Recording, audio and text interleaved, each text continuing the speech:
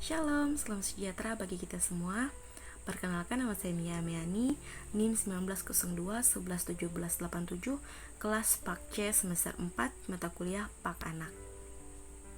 Baiklah, di sini saya akan mempresentasikan hasil kerja saya dengan materi pembahasan perkembangan sekolah minggu oleh Robert Raikas. Poin-poin penting yang akan saya jelaskan: yang pertama, riwayat singkat hidup Robert Raikas. Yang kedua, berdirinya sekolah minggu. Yang ketiga, gambaran tentang beberapa sekolah minggu pertama. Yang keempat, pertumbuhan sekolah minggu. Yang pertama, saya akan menjelaskan mengenai riwayat singkat hidup Robert Raikas. Robert Raikas, ia lahir dari keluarga menengah Gloucester, Inggris. Ayahnya merupakan penerbit Gloucester Journal. Lewat surat kabarnya, ia menyampaikan pandangan-pandangannya. Robert Raikas adalah anak sulung dari istri ketiga. Ia lahir tanggal 14 September 1735. Ia mendapatkan pendidikan di sekolah milik jemaat dan meneruskan ke sekolah katedral Gloucester pada usia 14 tahun. Ia mengikuti jejak ayahnya menjadi penerbit pada usia 21 tahun. Pada tanggal 23 Desember 1767, ia menikah dengan Anne Trigger. Dari pernikahan ia memperoleh 4 orang anak laki-laki dan 5 anak perempuan. Namun 2 anak laki-lakinya meninggal. Sebagai gantinya ia mendapat seorang bayi laki-laki. Robert Raikas meneruskan semangat ayahnya untuk memperhatikan nasib buruh pada masa itu dan narapidana. Ia mendorong penguasa untuk memperbaiki keadaan kaum miskin dengan memberi bimbingan dan latihan.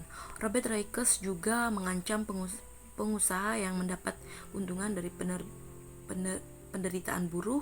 Ia bahkan memprotes kebijakan negara yang melalaikan keadaan ini. Tanpa usaha masyarakat, narapidana negara melakukan kekerasan terhadap mereka sejak tahun 1763. Ia menggambarkan keadaan penjara setempat.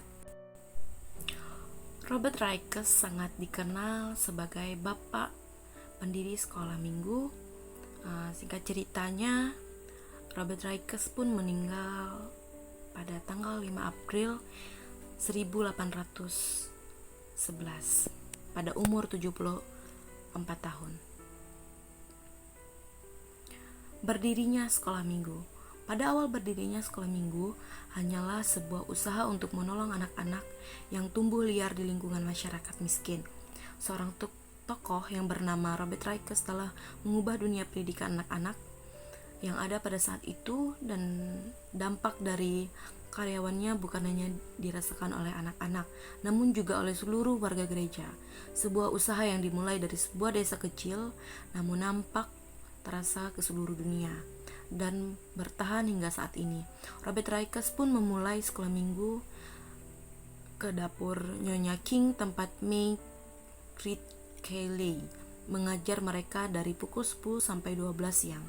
Dari pukul 13 sampai pukul 17 pada petang hari, ia menghendaki anak-anak hadir setelah tangan dicuci dan rambut disisir. Dalam waktu yang singkat, anak-anak itu mau belajar. Tidak lama kemudian, berkumpul 90 anak menghadiri sekolah minggu pada setiap hari Minggu. Perlahan mereka pun belajar membaca. Hal ini bukan upaya pertama Robert Raikas bagi pembaharuan masyarakat. Ketika Robert Raikas meninggal dunia pada tahun 1811, jumlah anak yang hadir di sekolah minggu di seluruh Inggris mencapai lebih dari 400 juta anak. Gerakan di Inggris ini akhirnya menjalar ke berbagai tempat di dunia, termasuk negara-negara Eropa lainnya dan ke Amerika. Para sejarawan mengakui bahwa pendiri sekolah minggu tersebut adalah Robert Raikas. Alasannya yang berkaitan dengan penyebaran luas gagasan sekolah minggu yang terjadi melalui usaha Robert Raikas sendiri. Pantaslah kalau kita menghargai Robert Raikes sebagai bapak sekolah minggu.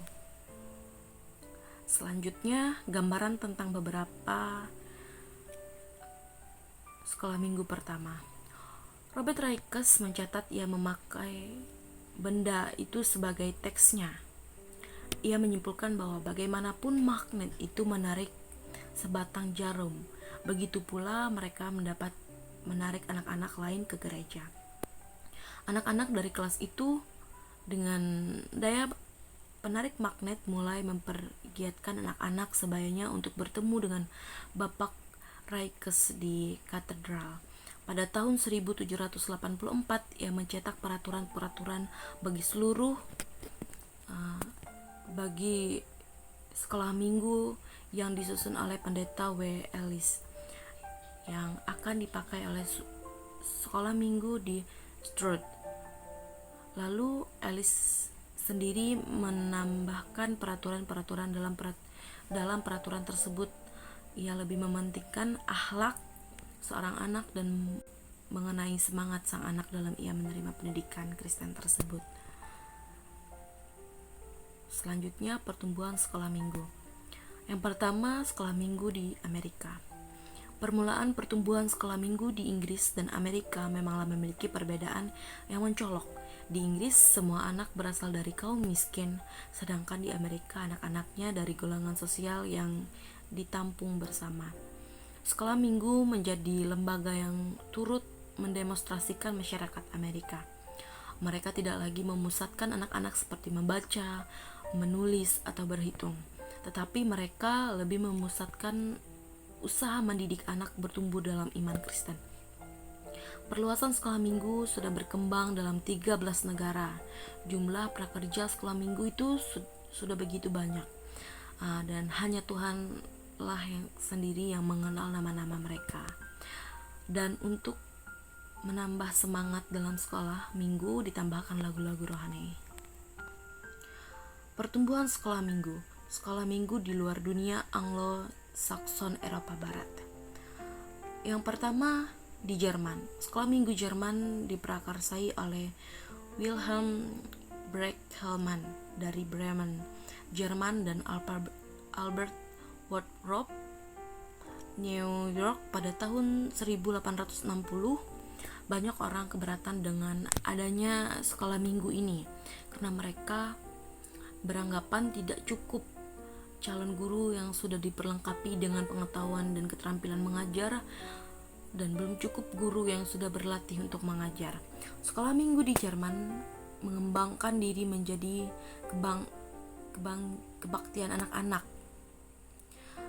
Kindergottesdienst.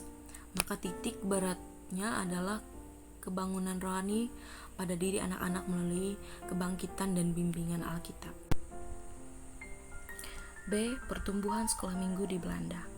Berbeda dengan gagasan sekolah minggu di negara lain, di Belanda sekolah minggu diadakan karena atas dasar kebangunan rohani, dan gagasan ini dibawa oleh Dr. Abraham Capendaus. Pada bulan Oktober tahun 1836 di kota Gravenhage, ia mulai mengajar 2-3 anak setelah ibadah. Tahun 1841 didirikan sekolah minggu di kota Amsterdam, dan tahun 1847 di kota Rotterdam. Pertumbuhan yang luar biasa terjadi pada tahun 1857 karena pada saat itu pemerintahan Belanda melarang penggunaan Alkitab pada sekolah-sekolah, sehingga para orang tua harus mengikut sertakan anak-anak mereka pada pendidikan Alkitab secara alternatif. Sekian presentasi dari saya. Terima kasih, Tuhan Yesus memberkati.